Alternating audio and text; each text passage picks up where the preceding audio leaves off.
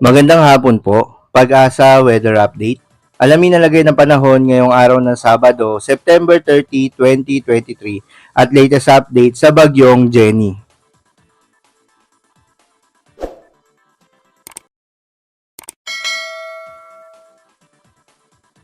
Start na po natin yung ating discussion para dito kay Tropical Storm Jenny na may international name na Koino. It's a Japanese word meaning papi o tuta sa Tagalog.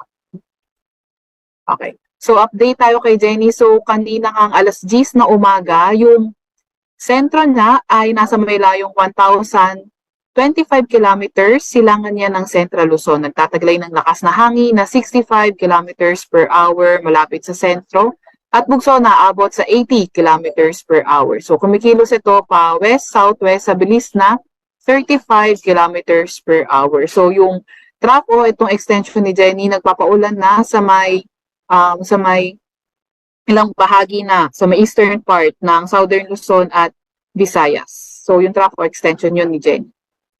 Then ito naman yung track, forecast track natin para kay Jenny. Itong area na orange or yellow-orange na area, ito yung may mga malalakas na hangin, at least 39 kilometers per hour. At itong area enclosed na to, ito yung cone o kaya area of probability, ibig sabihin, posible sa area na to mapunta yung sentro netong si Bagyong Jenny.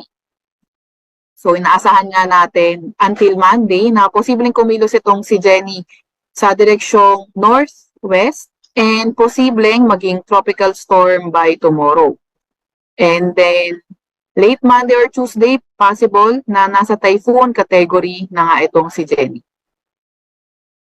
And hindi natin tinatanggal yung posibilidad na ito ay maglandfall over extreme northern Luzon o di kaya sa may mainland Cagayan dahil nasa loob nga ito na ating cone of probability.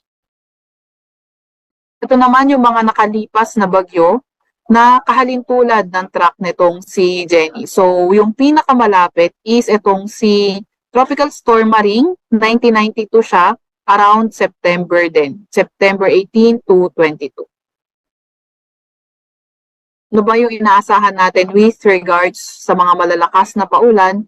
So, inaasahan nga natin posible yung mga malalakas sa pagulan, Batanes and Babuyan Island by Tuesday or Wednesday. Ito nga si Jenny ay ine-enhance yung ating habagat, kaya posible na yung occasional rains sa may kanlurang bahagi ng Southern Luzon at Visayas tomorrow. And also, hindi natin tinatanggal yung possibility na maglabas tayo ng weather advisory in the next hours o di kaya sa mga susunod na araw. Sa malalakas na hangin naman, sa kasalukuyan, wala pa tayong nakataas na tropical cyclone wind signal sa kahit na anong parte na ating bansa, pero posible na magtaas tayo ng signal sa may extreme northern Luzon by tomorrow or Monday. Then, hindi natin tinatanggal yung possibility ng mga pagbabago in case na magkaroon ng mga pagbabago sa forecast scenario. Sa malalakas na hangin naman, kagaya nga ng nabanggit natin kanina, wala tayong tropical cyclone wind signal, pero ine-enhance or pinapalakas nga niya itong ating habagat. Kaya for tomorrow, posible yung pabugso-bugsong malalakas na hangin sa may Palawan, Romblon, malaking bahagi ng Visayas at Dinagat Island. And by Monday, malaking bahagi ng Mimaropa at Visayas and also sa may Dinagat Island. Sa kasalukuyan din, wala pa rin naman tayong nakataas na gale warning sa kahit na anong baybayin ng ating bansa, pero hindi naman natin tinatanggal yung possibility sa mga susunod na araw na magkaroon tayo ng gale warning, lalo na sa may silangang bahagi ng Luzon. And then, pinag-iingat din natin yung mga ating mga manlalayag and also yung may mga maliliit na sasakyan pandagat if ever magkaroon nga ng mga alon sa mga susunod na araw.